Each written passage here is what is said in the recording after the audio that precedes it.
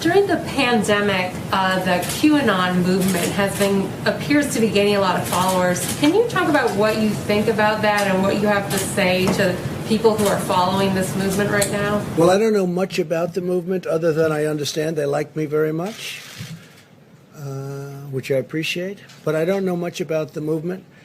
I have heard that it is gaining in popularity, and from what I've heard, these are people that when they watch the streets of Portland, when they watch what happened in New York City in just the last 6 or 7 months, but this was starting even 4 years ago when I came here, almost 4 years, can you believe it?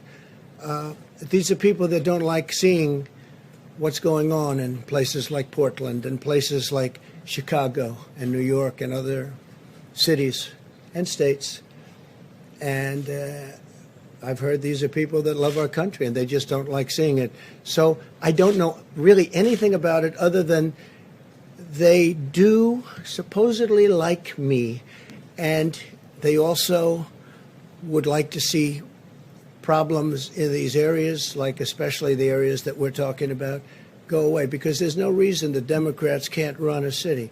And if they can't, we will send in all of the federal, whether it's troops or law enforcement, whatever they'd like, we'll send them in, we'll straighten out their problem in 24 hours or less. Okay? Well, at the crux of the theory is this belief that you are secretly saving the world from this satanic cult of pedophiles and cannibals. Does that sound like something you are behind? Or well, I haven't heard that, but is that supposed to be a bad thing or a good thing? I mean, you know, if I can help save the world from problems, I'm willing to do it. I'm willing to put myself out there, and we are actually. We're saving the world from a radical left philosophy that will destroy this country, and when this country is gone, the rest of the world would follow.